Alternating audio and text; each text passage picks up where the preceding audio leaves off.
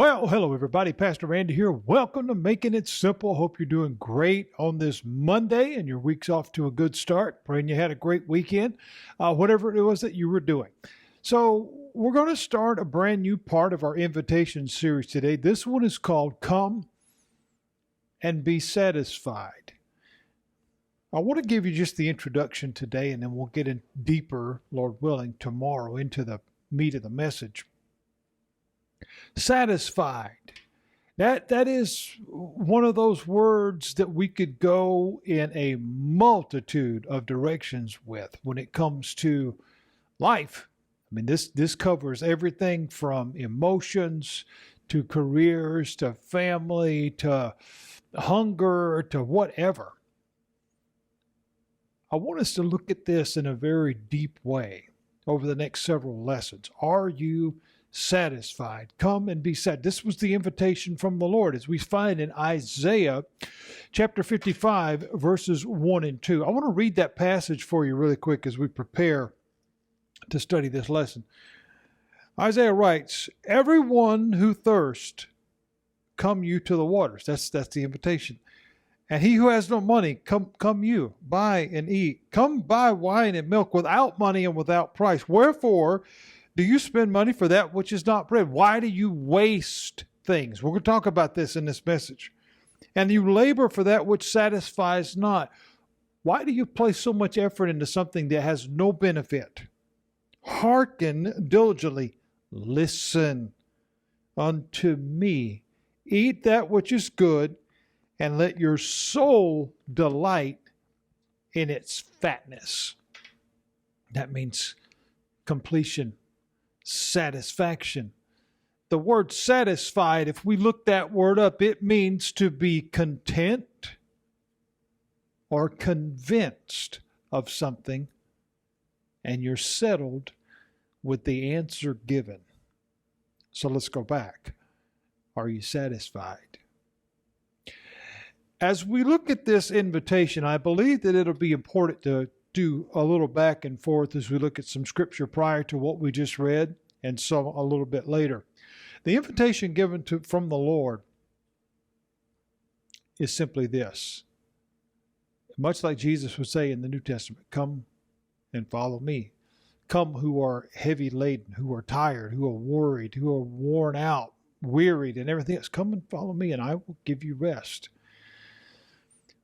We seem to chase a lot of rainbows in this life. We seem to chase a lot of different things in this life, looking for answers, only to get there sometimes to realize, well, that's not the answer. I saw a video clip earlier today and I'm not going to give any credence, names, or any recognition to any of it, but it's a young person who's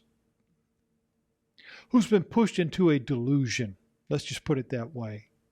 And now they're realizing, wait a minute, I think I've made a terrible mistake in believing this thing that I've been told that I'm supposed to do, that I'm pursuing, that I'm going after, because it's fruitless. It's not bearing good things for my life. Much like that passage says, why are you spending money on something that's not bread?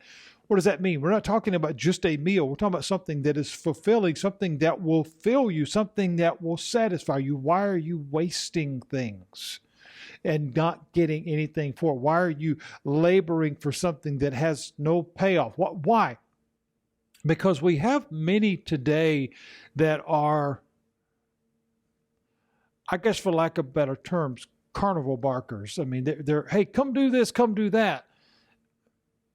But there's never any payoff. It's a waste of time. And before you know it, you've spent time, maybe effort, money, whatever the case, only to realize this is never going to pay off. Never. God is saying, I've given you time. I've given you talent, abilities, everything to accomplish that which I've asked you to do. Jesus, it tells us in Scripture, came to give life and it more abundantly. Isaiah here is telling to his people, don't waste time.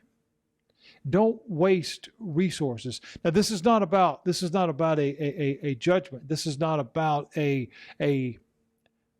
a manner of which people's lives are being controlled and saying what you can or can't do. The question is being posed, why are you doing it? Because if you're doing it in pursuit of satisfaction, meaning, again, to be content, to be fulfilled, to find something that you can be settled with the answer, you're not going to find it. Because you're trying to fill those voids with something that doesn't last. It's like the big potholes on the road that we travel when we're going back and forth to work or wherever we're headed, and they keep washing out because the substance that's being put in there is not meant to stay. It's not made to do that, but yet still it keeps being used. It keeps being over and over and over placed in the same thing, but it keeps coming out. One has to bear the question at some point in time, why? It's a waste of time. It's a waste of money. Find something that actually works. Find something that actually satisfies. But see, here's the thing, friends. We will never find satisfaction until we come to peace with God. And I say that with no apology because I've lived that road. I've walked that road. When you're trying to find satisfaction in relationships, or you're trying to find satisfaction in careers or fame or celebrity or this or that or anything, it doesn't matter. Accolades, applause, any of that stuff. It's all empty when you go home and there's nothing there to continue that praise, that applause, that this or that. It's satisfaction within. And the only place we find that is in a relationship with the Lord.